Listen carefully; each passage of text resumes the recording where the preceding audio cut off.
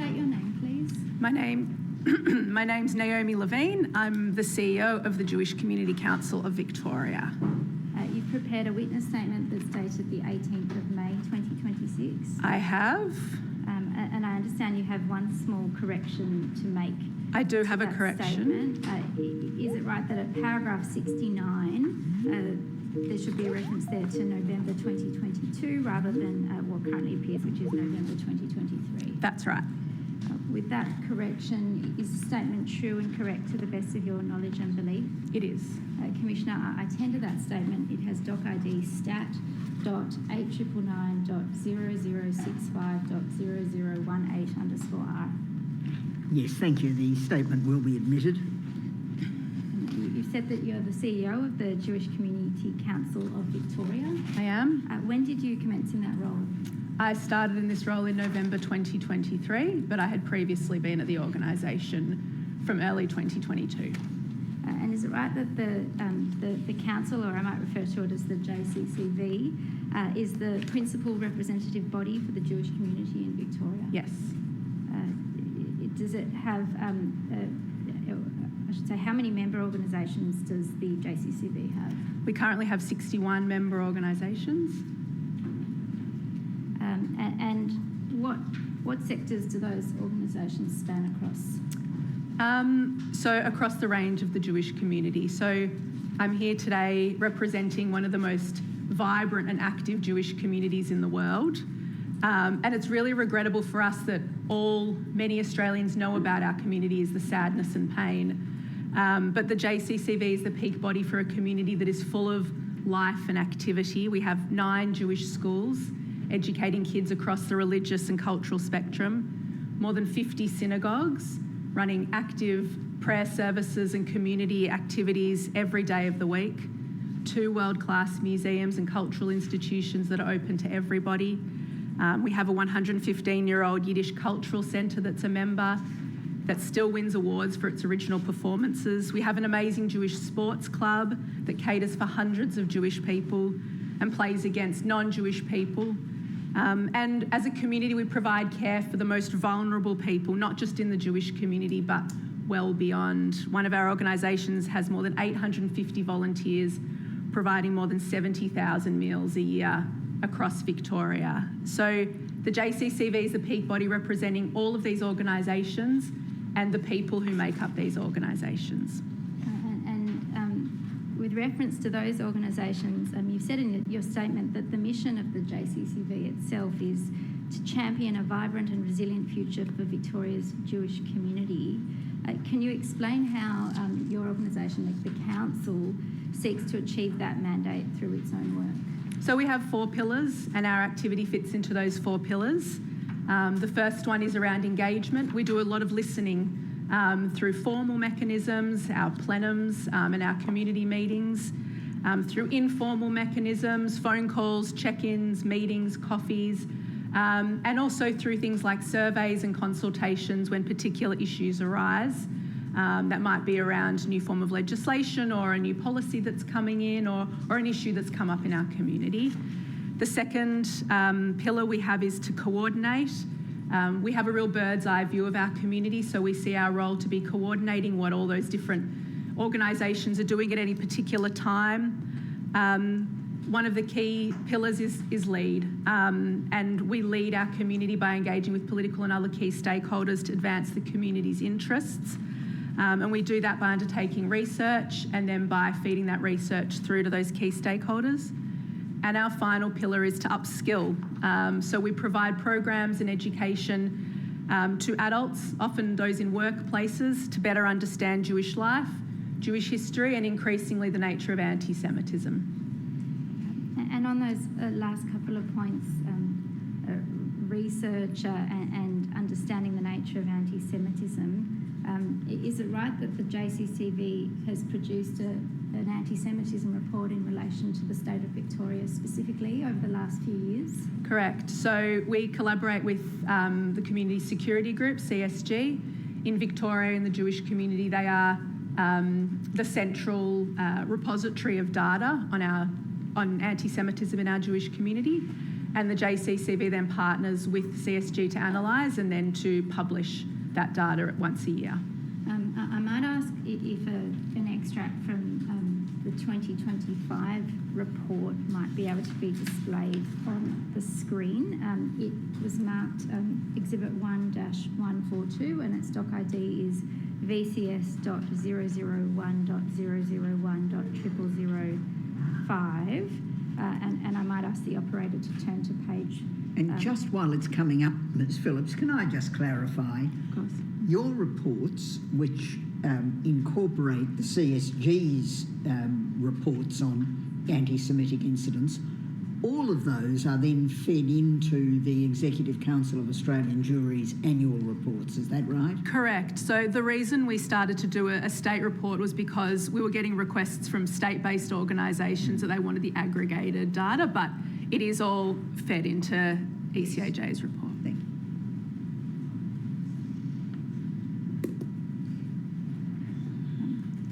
Page 5 of the document of the executive summary.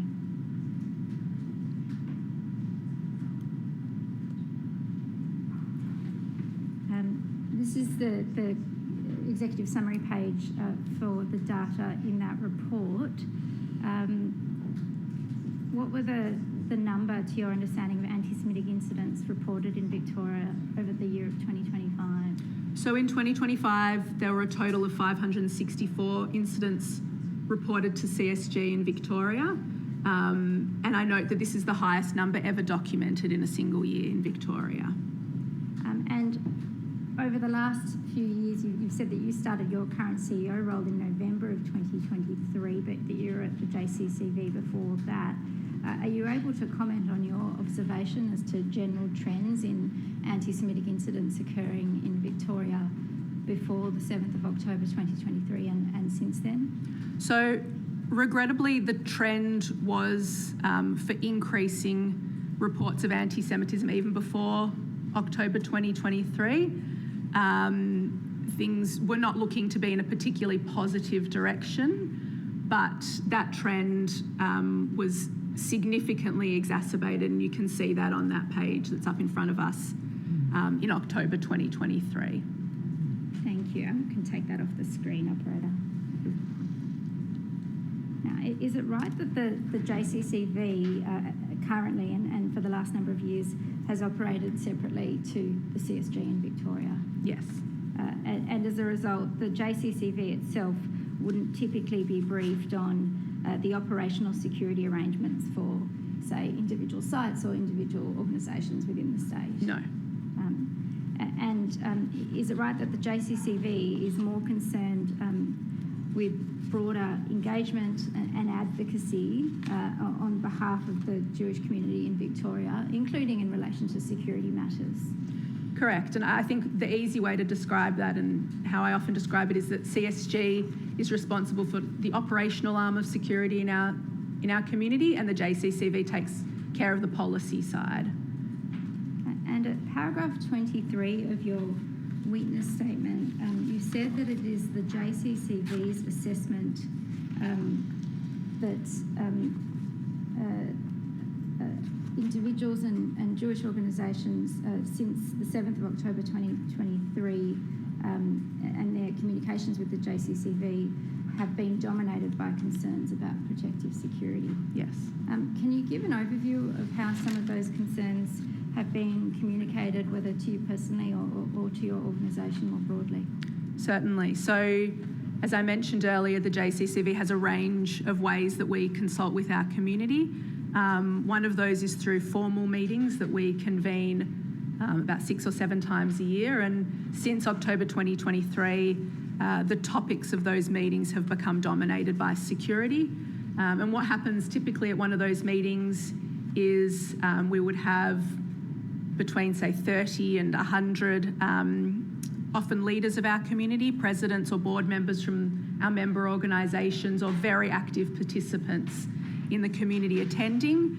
And during those meetings, what will come up is concerns that they have, questions, queries, and for the past 2.5, nearly 3 years, those questions and queries have absolutely been dominated by the topic of security in a variety of ways. So for some of the organisations, it's the security of their own premises. For others, it's the ability of their members to actively participate in life beyond the Jewish community in a safe way. And in other experiences, it's around holding events or where we can safely hold events and how we can get the funding to be able to provide safety at activities and events. So there's a lot of conversations that are happening around security. And you spoke earlier about the range of activities that JCCV constituents are involved in, education, places of worship and cultural centres and the like. The concerns about security that you've just described being communicated, do you have an understanding about how they have intersected with what I might call the core work that the JCCV constituent organisations are really set up to do? Look, I can't speak to the exact experiences, but I can tell you from the JCCV's point of view, I would say before October 2023, our work was divided into maybe 20% of our time spent on issues related to anti-Semitism and security, and 80% related to all sorts of other issues that came up in a culturally diverse community here in Australia. Post October 2023, there has been an exact flip. I would say 80% of our time is now spent discussing anti-Semitism or grappling with how to keep our community safe, and we try and cram a lot of activity into that last 20% so that we can continue to pursue the things that are really important to our community but don't include security. And in connection with JCCV's own building premises, I won't ask you about the specific security arrangements that are in place there, but has there been any alteration in them after the 7th of October 2023? Yeah, so the JCCV is located in what's called the Beth Wiseman Jewish Community Centre, which is a fantastic community asset that we have as a Jewish community. It's an office building, but also a community centre that is tenanted by a range of Jewish not-for-profits. It's a little bit like, I think of it a bit like a kibbutz, in Israel, where we all work separately, but we're all working towards the same goal. Different organisations, but we all, share the same spaces and, kitchens, and are all working for the betterment of our community. So we have Jewish education facilities in there, charities are located in there, our student organisation is based there, and we all work together. Now, when I was growing up, I grew up here in Melbourne, there was a cafe at the bottom of that building. There was no locked gates or guards or fences. People could just come in and out like you would expect of a community centre. These days, there is a very robust security arrangements that have been put in place on that building. And it's not for no reason. There have been times that I have been at work in my office and we have either been locked down because there was an active incident, we've been asked to leave the premises because the building needs to shut because there were demonstrations within 100 metres of the building and it was not safe for us to be there. And what I find before every meeting I have, and Commissioner, you'd understand I have a lot of meetings in my role, people come to the building from outside the Jewish community and the first 5 minutes is always spent with them commenting on the security arrangements to get into our office. It's unprecedented for a community organisation to be sitting behind the level of security that we do. But I have seen in my years at the organisation that it's entirely necessary, regrettably. Can I take you to paragraph 13 of your witness statement?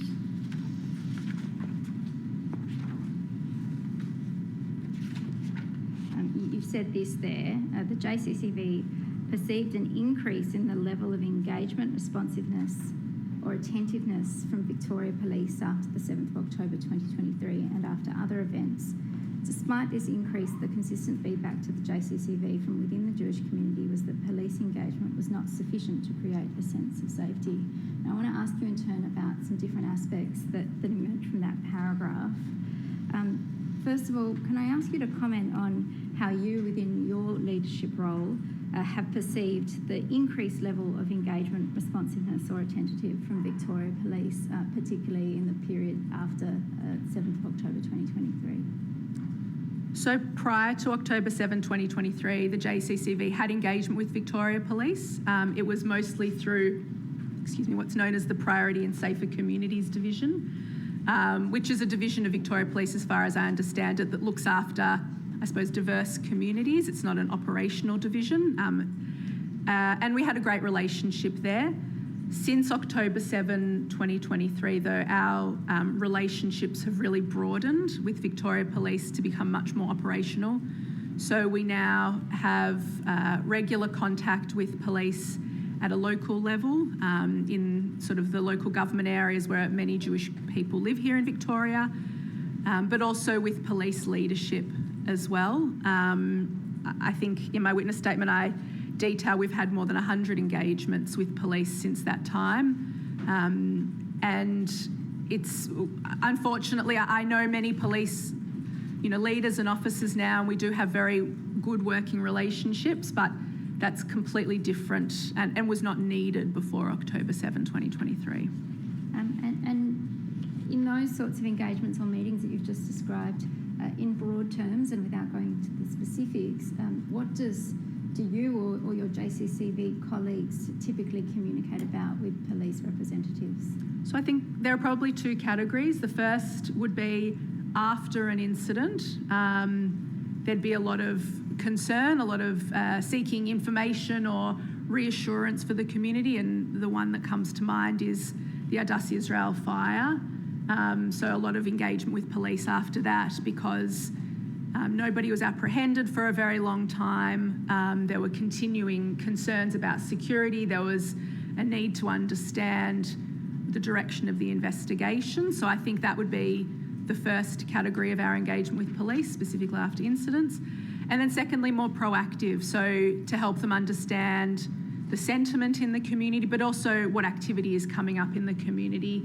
I know it was canvassed earlier this week, but preparations being made for particularly high-profile times around Jewish festivals or community commemorations that may be about to happen, and making sure there's an understanding from police of where our community will be and what our anxieties might be, and seeking some assurance from police that they'll be able to assist.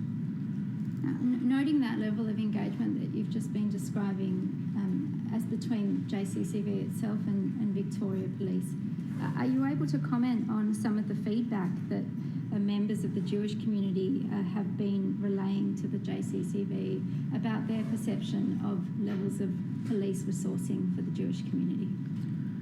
This has been a really difficult issue for us to grapple with. By its nature, a lot of the conversations that the JCCV or CSG has with Victoria Police are not able to be canvassed broadly in the Jewish community.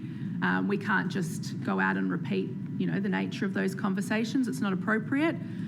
And when people don't see the police, they don't perceive them as being actively engaged in protecting the community. So it's been quite hard to bridge that gap between understanding that, as we do from our engagement, the police are trying as much as they can to provide the support that our community needs, but the community not feeling or seeing that themselves. And there have been other times and other incidents that have really highlighted this disconnect, and one of those times is around the protests in the CBD that took place weekly for more than a year here in Melbourne. We had very large at time pro-Palestine protests going through the CBD. At times when there were Jewish people who were in the CBD at the time, identifiably, there was some really horrific incidents that took place, the worst being a date which is outlined, I think, in the 2024 Victorian Anti-Semitism report in, I think it was August 2024. A rally was held outside Victorian Parliament against racism, and there was at the same time a pro-Palestinian protest at the other end of the CBD, and a clash occurred when some of the people from the pro-Palestinian protest came to the anti-racism protest outside Victorian Parliament House, and it was the worst day we have ever experienced here in Victoria for anti-Semitic incidents. There were Jewish individuals in wheelchairs who suffered physical assaults. There was a level of vitriol against Jewish people who were peacefully demonstrating that was outside what we'd ever seen before, and there was a perception that police didn't step in and didn't do what was needed to be done, and that continued at future protests where small groups of Jewish people would be moving through the city and were asked to vacate the area because the Palestinian protest was coming through. And who asked them to vacate the area? Police. Was that a police request? Police. Yeah. And from our point of view at JCCV, you know, sometimes those operational reasons why that was happening was explained to us.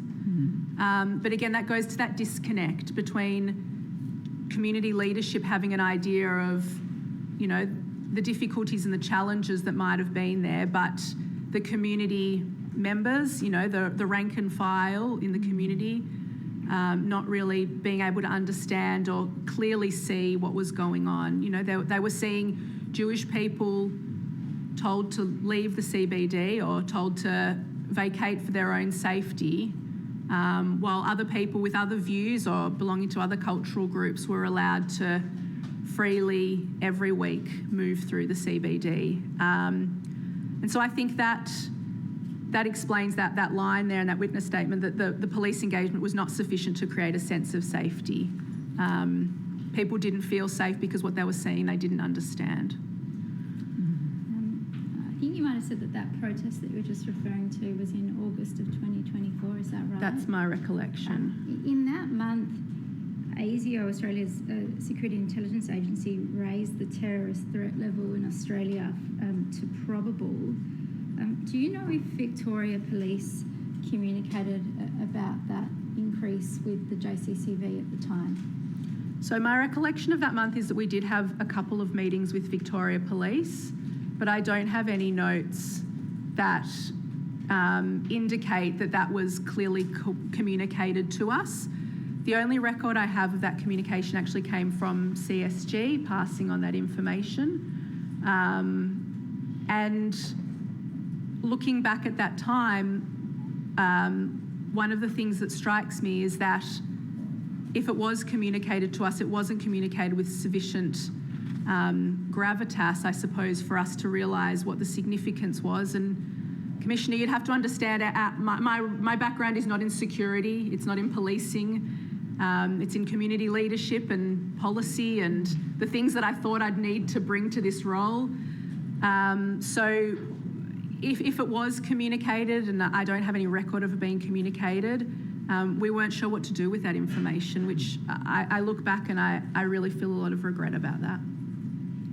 At paragraph 18 of your witness statement, you've remarked on the assurance or the reassurance that might be able to be generated by police having a visible presence within the Jewish community. Are you able to comment on that? So I reflect, and I think this question was asked of a witness earlier this week around the police presence at a community festival earlier this year, the first large community festival that had taken place after the Hanukkah attack at Bondi. And the operational stance the police took at that time was a significant increase on what they'd taken, and they consulted with me beforehand and asked how I felt the community would respond. And as the JCCV does, we said we'll do some engagement afterwards and we'll come back to you with a response, which we did. And the response we got from community after that was exactly as your witness earlier this week said. We don't like it, we don't want to have it, but we know it's needed, and it helps us to feel comfortable and safe to attend our community events. Can I take you to paragraph 52 of your witness statement, which sits under a heading which says representations to government about greater protective security. Now, do I understand that in this part of your witness statement, you're addressing security-related engagements with the Victorian government, which might include policing but might also extend beyond policing to matters such as security grant funding. Correct. Can you tell me about some of the matters that were raised in some of those government engagements that the JCCV has had post the 7th of October 2023 and what the focus of some of those engagements has been from JCCV's perspective? So, as you can see from the witness statement, we've had very consistent engagement with government. I note also in that list there are some Commonwealth government representatives, local MPs and those sorts of things as well. So state and federal government as well as police around community security. There are a couple of things that we've requested. At no time have we requested a dollar figure. We perceive that as being a role for CSG to play. They're the ones who have that sense of what the operational needs are. But our concerns have been around sort of the structural funding of the community. And the way I characterise that is that funding needs to be consistent. Over the past few years, what we've seen is very ad hoc funding. So after an incident, there's an injection of funds, but it all has to be spent in a pretty short space of time, or as you've heard from other witnesses, it can't be spent on particular needs. It has to be directed into one area. The funding hasn't been collaborative, so at different points in time, more dependent on the election cycle than the needs. Either the Commonwealth or the state government has provided funding, and sometimes what happens is that you're left with, I suppose what you'd call a large portion of funding that all needs to be spent within a 12-month period, and then potentially nothing for the following 12-month period, which means that you have no opportunity to sort of plan or schedule any sort of activity. And then the other point that we've made is that we need that funding to be offered on a multi-year basis. You know, if you engage security guards, or if you're putting in capital infrastructure that's going to require ongoing maintenance or ongoing support, you need to be assured that at the end of that 12-month period, the funding isn't going to just disappear, and that, you know, that infrastructure is going to become obsolete, or those guards that you've spent a year training and them getting to know the community won't just, be suddenly redundant because you don't have any funding. So those are the points that we've really tried to make on behalf of our member organisations, that it's not just the quantity or the dollar amount of funding that's important, but it's also the way in which it's delivered. The other point I'd make at this point is security for us is not just that physical security, it's also about creating, and I know this word was used a lot in last week's hearing block, that psychosocial security environment. And I think that's an area that hasn't been focused on as much in some of the funding, is how do we create an environment across the community where Jewish people can actively participate? And that's not just about putting a guard on the front door, but it's about creating environments where Jewish people feel welcome, feel that they belong. And I would say specifically in arts and cultural events, there's a long way to go with that. So I think that there is a role for government to play in creating that psychosocial security beyond just an injection of funds for a fence and a guard. And in relation to funding, it's the case that there has been grants that have been provided both by, I think you said, the Victorian government and by the federal government in the last few years. In relation to the Victorian budget for May that was released in May of this year, do you understand whether it contains within it provisions for ongoing or sustained funding for Jewish communal security in Victoria? So the first thing I just want to say is how grateful we are that we have been supported by the Victorian government. And I don't just want to say the Victorian government, but it's the Victorian opposition as well, who has always offered bipartisan support for this security funding, and we're incredibly grateful.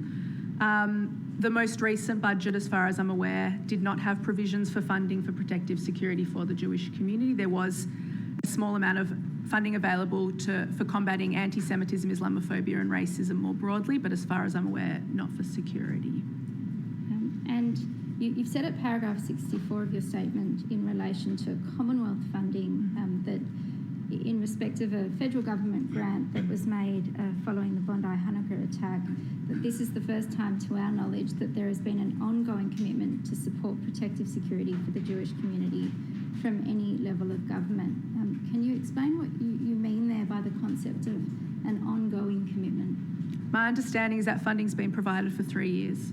So what it allows our community to do is to have a sense of what's going to be available. We can do some planning, but also I'm not involved in awarding any of those grants. That's not an area that I have anything to do with, but I would imagine for those who are, they can look at grants over that period of time and look at what organisations need, what level of funding, knowing that there is consistent support coming for the next few years. Another matter related to funding that you've drawn attention to in your witness statement are grants that contain requirements for matched funding. Can you explain what you mean by matched funding and what, if any, issues might arise from grants with those conditions? Yes, so previous rounds of funding, not current ones, there's been a requirement for organisations to provide matched funding. And what that means is if an organisation is applying, say, for the construction of a fence, and the fence is going to cost $40,000, they're required to spend $20,000, and then the government, if it approves the grant, will pitch in the other $20,000. And what that left was organisations, particularly smaller organisations, unable to upgrade security because they couldn't raise the money required for that matched funding. The example I think of is a small synagogue located on a busy main road outside of sort of what I call the traditional Jewish suburbs of Melbourne. And they'd missed multiple grants, as they told me, because they just didn't have the congregation, they didn't have the fundraising capacity to be able to match that funding. And for me, the idea that because you're a small synagogue, trying to support your small community, that you're not seen as worthy of funding in a way that a bigger organisation might be, I think is incredibly inequitable. And I reflect on where we have had security, significant security issues in the Jewish community in Victoria here in recent years, and it tends to be the most vulnerable locations that end up with facing the worst type of attacks. And we can't have a system where organisations are being left alone and being left unsecured just because they don't have the budgets to match funding. Can I take you to paragraph 60 of your witness statement? You say this there: while protective security measures are vitally important to the safety of Jewish people in Victoria, it must be noted that there is a limit to where protective security can be provided and on how much protective security can be installed before it detrimentally impacts on community participation in Jewish life. I might ask you to comment on two of the points that come out of that paragraph, so the limits of protective security and then the potential detriments that security itself might have. In terms of the limits of protective security, there are times when it's just not suitable. So we've heard evidence during these hearings of identifiably Jewish people moving around the community on a Sabbath or on a Jewish holiday, and then being shouted at, or other activities being done as they walk around their neighbourhoods. There's no, apart from putting a police officer or a security guard next to every Jewish person as they move around, which is completely undesirable, there's no protective security that's able to stop that from happening. I know, Jewish students travelling to and from school on public transport, which is absolutely what every Australian school kid does. There's no protective security we can offer to those kids on the trams on the way to school. So there is a limit to what protective security can provide. I think to the other part of the question, protective security does become detrimental to the Jewish community because, as I've put in my witness statement, it creates literal barriers to our participation in Jewish life. So when we have closed doors at events or locked gates, it means you can only access Jewish facilities by prior arrangement. As I came in this morning, I walked past a large cathedral in Melbourne and the doors are open. If I or anybody else felt like going in and just having a moment of meditation or, a conversation, wanted some solace, that's completely available to anybody in Victoria who walks past that church. To go into a synagogue is a completely different experience. And it's creating a barrier to be able to participate in the Jewish community. I'd also note that we're creating unwelcome facades on our Jewish community facilities. It's really unpleasant to me that when I have a visitor to our office, I can't greet them with a beautiful, welcoming entrance. They're greeted with fences and guards. I think it creates an impression of our community that couldn't be further from the truth, that we want to be closed or locked in, where Jewish people, are hospitable, welcoming, interested, engaging people, but we're sitting behind doors that are closed to the rest of the community, and that's highly problematic. The final point I'd make on this is, again, it's been reflected by other witnesses, is that visitors to Jewish community facilities are discouraged from gathering outside to chat or to meet up. When a synagogue service finishes, we're directed to leave immediately and, start walking away, not to gather and to disperse. When Jewish community events finish, the same thing, head to your cars quickly, don't loiter.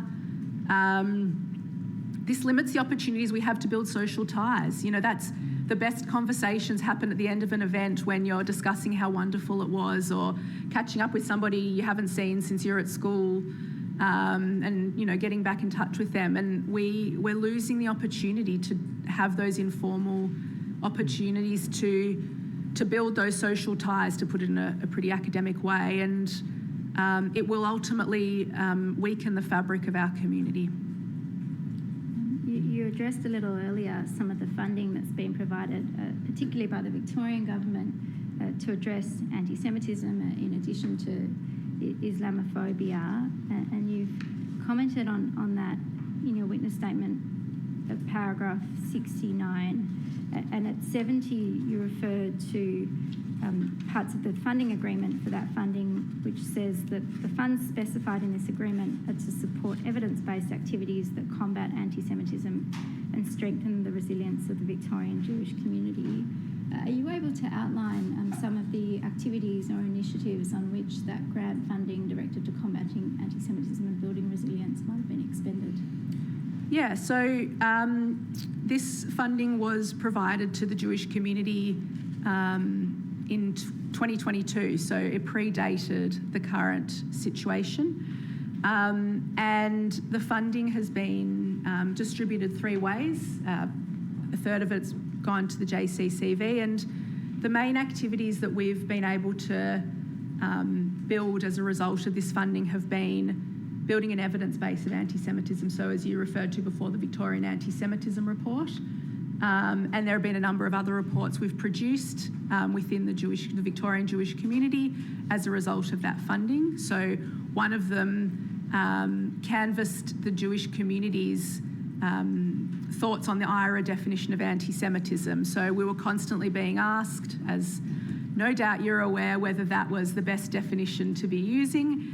And so what we did was we undertook some research in the community to ask Jewish people in Victoria which definition they wanted to use. Ultimately, this is about the Jewish community and we should be using the definition the Jewish community wanted. So we published that. Were they happy with the IRA definition? I was going to say that it's not a spoiler because the report has been published, but they wholeheartedly were happy with it. And interestingly, it was a nuanced response. It wasn't that the IRA definition was perfect, but it was that it was the best definition available. And I thought that was, it was a very worthwhile piece of research. We also commissioned a piece of research that looked at the impact of October 7 on the Jewish community here in Victoria. I think both of those reports have been provided to the Royal Commission. And we're currently doing a follow-up piece of research on anti-Israel incidents that are taking place. So those incidents that are reported to CSG that don't meet the criteria of anti-Semitism, but that nevertheless are having an impact on our community. And we've had a lot of interest for us to be able to provide some research around that. So we've received funding from the Victorian government for that work. We've also done a lot of work around prevention. I mentioned that before around that upskill pillar. We run Jewish immersion programs, we call them, which are the highlight of my week when I get to go to them. We sit with a group of non-Jewish people from a workplace. We listen to where they're from. We learn a little bit about them, and then we tell them a little bit about the Jewish community. It's a very conversational program. It gives them an opportunity to ask whatever pressing matters have been on their mind. It will surprise no one that Zionism often comes up as a question, and we have an opportunity to just understand what they think about it, for them to hear about what the Jewish community thinks about it. And the evaluations we run after that indicate that those conversations are incredibly well valued by those who participate in them, and they go away with a much more nuanced understanding of the Jewish community. And the third program we've been using that funding for is around building capacity in our community, and specifically in the JCCV. So to help us provide the ability to build up some resilience, particularly among our young people, but also to have the capacity within our own organisation to address this time and to be able to lead our community through this time, provide the information that's required, answer the questions that people have. So that funding has been invaluable to our organisation. You started with the JCCV about 4.5 years ago, is that right? Yeah. Can you describe the role as you saw it when you started of the JCCV in interfaith communal work? In the JCCV Constitution, which is a document I go back to quite often, one of the purposes of our organisation is to promote understanding and goodwill between Jews and citizens of other faiths. The JCCV has always taken that purpose incredibly seriously. We're an organisation that's been very proud of our relationships with leaders from other communities, whether they're culturally diverse or religiously diverse communities. For many years, we've hosted events, gatherings, dinners, lunches, meetings, to get to know our fellow Victorians, regardless of their background or the language they speak at home or the faith that they practice, and for them to have a deeper understanding of who we are.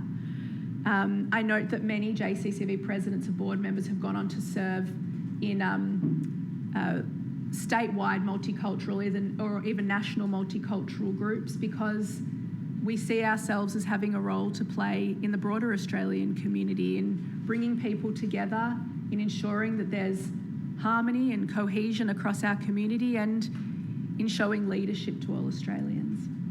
And following the 7th of October 2023, have you observed any change or shift in the kinds of interfaith engagements that JCCV participates in? There has been a significant shift, and I would put that in two ways. There have been a number of communities who have really empathised with the Jewish community, and this has been an amazing opportunity for us to become much closer with each other and to support each other a lot. And we've built some connections that I think will last well beyond the individuals who are in present roles, and those communities will be very close. But it's also been a time of real difficulty in interfaith engagements. I don't even know where to start and how to characterise that, to be honest. Perhaps if I'll just ask it in this way, for some of the communities who might have had closer engagements with the JCCV in the past, have you sensed a chilling in some of that engagement following the 7th of October 2023? Yes, we absolutely have. And given we're now nearly 3 years on from October 2023, it's deeply regrettable that those relationships don't even appear to be on the path towards being rebuilt. Thank you for your evidence today. The focus has been very much on security today, but can I just ask a couple of questions more generally? Does Judaism have an emphasis on charitable giving? I think all religions have an emphasis on charitable giving, but certainly we see our role as Jewish people to make the world a better place. So it's part of our everyday life. And that is true, is it, whether you are a particularly observant, religiously inclined member of the Jewish community or whether you're secular? Absolutely. I think it's been in evidence we've heard before about the Gen 17 survey of Jewish attitudes that happened, and I note that one of the core findings out of that survey was that acting as a moral and ethical person is one of the highest values of Jewish people here in Australia, and that certainly leads to charitable giving. At the very beginning of your evidence, you mentioned 70,000 meals being provided. I take it that's through Kosher Meals on Wheels. It's actually through an organisation called ECAJ. Kosher Meals on Wheels probably provides, in addition, that 70,000 just comes from one organisation. Kosher Meals on Wheels would provide even more on top of that. But you mentioned that service, the one providing the 70,000 meals, that's not just for members of the Jewish community, it extends to others. Absolutely. And Hatzola is the ambulance service that the community provides. Now, in Sydney, if you fall within the geographic area that Hatzola operates in and you break your leg, it doesn't matter whether you're Jewish or not. If you call them, they will give aid. Is it the same here? Certainly. And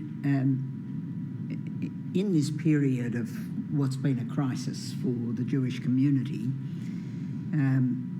from your observation, has it tended to be the case that putting to one side organisations like the meal provider and Hatzola, but that generally community organisations have had to turn inwards more than they would like?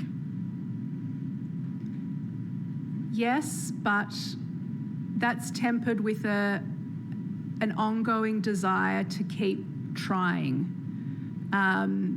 We've turned inwards because sometimes it's become necessary, but that hasn't ever stopped our community trying to become involved and re-engage outside the Jewish community. I note, in my witness statement, I go through a number of interfaith initiatives that have happened through that time, and there's another one coming up in a couple of weeks. And even if there are some communities and some organisations that at the moment find it too painful or too difficult to attend, there are others who don't, and we will continue to reach out. My suggestion of turning inwards wasn't a criticism, just a reflection about a community in crisis, if you like. Yes, very well. Nothing arising out of that, I take it, Ms. Phillips. Thank you for your attendance today. You are excused.